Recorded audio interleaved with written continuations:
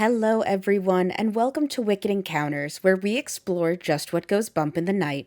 I'm your host, Allie, and before we dive into today's video, here's the shocking truth.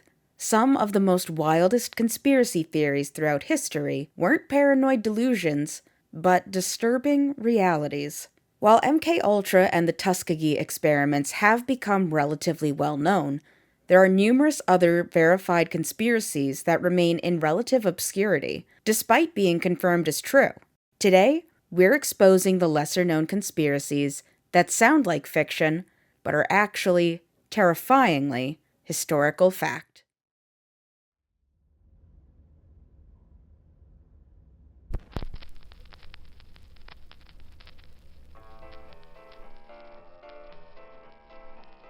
In 1933, a group of wealthy businessmen allegedly attempted to orchestrate a coup against President Franklin D. Roosevelt. This conspiracy, known as the Business Plot or the Wall Street Push, sounds like something straight out of a political thriller, yet evidence suggests it actually happened. At the center of this plot was Major General Smedley Butler, a highly decorated Marine Corps officer who was approached to lead a fascist veterans organization that would overthrow Roosevelt. Instead of joining the conspiracy, Butler exposed it, testifying under oath before the McCormick-Dick-Stein Committee, a precursor to the House Un-American Activities Committee, in 1934. Initially dismissed by major news outlets as a gigantic hoax, the committee's final report actually stated that there is no question that these attempts were discussed, were planned, and might have been placed in execution when and if the financial backers deemed it expedient. Despite this conclusion, no one was ever prosecuted, and of course the wealthy conspirators all denied involvement.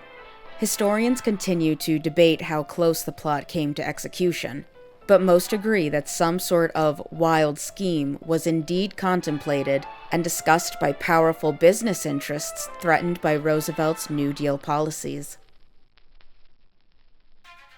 While most people know Scientology as a controversial religion with celebrity followers, fewer know about Operation Snow White, one of the largest infiltrations of the U.S. government in history.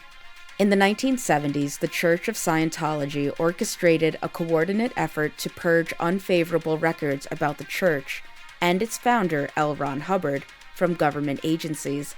Under the direction of Hubbard's wife, Mary Sue Hubbard, Scientology operatives infiltrated 136 government agencies, foreign embassies, and private organizations in more than 30 countries, stealing documents and planting bugs. The operation was eventually discovered when the FBI raided Scientology offices in 1977. 11 high-ranking Scientologists, including Mary Sue Hubbard, were convicted and sent to prison. This conspiracy demonstrates how a private organization successfully penetrated multiple government agencies through coordinate espionage tactics, something the government would definitely prefer we not know about. In 1954, Israel conducted a false flag operation in Egypt that would later become known as the Lavon Affair, a conspiracy so secretive that Israel didn't officially acknowledge responsibility until 2005, more than 50 years later. Israeli intelligence recruited Egyptian Jews to plant bombs in Western targets in Egypt, including U.S. information centers and British-owned theaters. The plan was to blame local militant groups like communists or the Muslim Brotherhood, which would force the British to maintain their occupation of the Suez Canal. The operation failed when Egyptian authorities caught several operatives. Initially known in Israel as the Unfortunate Affair, this conspiracy demonstrates how nations sometimes use false flag operations to manipulate geopolitical situations. The political fallout eventually led to the resignation of Israel's defense minister, Pinhas Lavon, though he maintained he had no knowledge of the operation. No one ever seems to have any knowledge of the operation. Perhaps one of the most disturbing, lesser-known conspiracies is Project Sunshine, a classified U.S. government program that secretly collected human tissue, particularly from deceased infants and children, without parental consent, to study the effects of nuclear fallout. Following nuclear weapons testing in the 1950s, scientists needed human tissues to measure strontium-90 absorption, a radioactive isotope that can cause bone cancer and leukemia. Rather than obtaining proper consent, government officials covertly instructed medical examiners, doctors, and funeral homes to collect the samples for them, particularly baby bones and infant cadavers. The Atomic Energy Commission alone acquired parts from over 1,500 bodies, while the program as a whole collected samples from more than 9,000 human cadavers worldwide. This macabre conspiracy wasn't fully exposed until the 1990s, when the Clinton administration declassified related documents. This revelation showed how far government agencies were willing to go in pursuit of scientific data during the Cold War. But really, haven't we all heard of Operation Paperclip by this point? During the Church Committee hearings in 1975, which investigated intelligence agencies' activities, the CIA was forced to reveal one of its most bizarre and frightening assassination tools, a modified handgun that could cause seemingly natural heart attacks. This specialized weapon fired a frozen dart made of ice containing shellfish toxin. The dart would penetrate clothing and skin, deliver the poison, melt without a trace, and leave only a small red mark resembling a mosquito bite. The poison would trigger a heart attack and be virtually undetectable in an autopsy unless examiners specifically looked for it. Senator Frank Church displayed this weapon during televised hearings, but many Americans today remain unaware of its existence.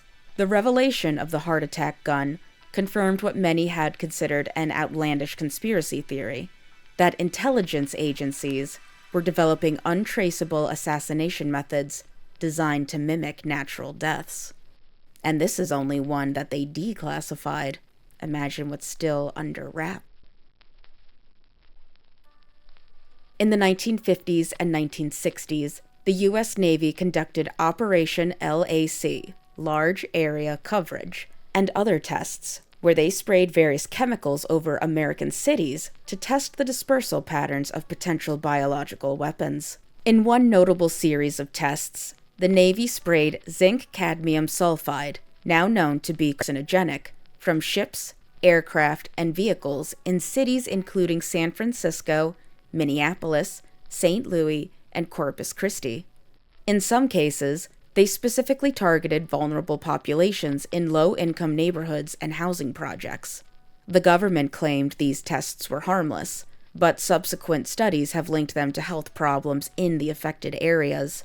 These operations weren't declassified until the 1990s, confirming long-standing rumors that the military had indeed used American citizens as unwitting test subjects for chemical agents. In 1967, the Sugar Research Foundation, now the Sugar Association, secretly paid 3 Harvard scientists the equivalent of about $50,000 in today's money to publish a review of research on sugar, fat, and heart disease that deliberately downplayed evidence linking sugar consumption to heart disease while shifting blame to saturated fat. This industry-funded study shaped public health recommendations for decades, influencing dietary guidelines that emphasized reducing fat rather than sugar. Internal industry documents revealed that the sugar executives handpicked studies for the review and even provided input on drafts. The conspiracy itself wasn't exposed until 2016, when researchers at the University of California discovered internal sugar industry documents revealing the manipulation. By then, Americans had spent decades reducing fat intake while often replacing it with sugar-laden products, potentially contributing to the obesity and diabetes epidemics.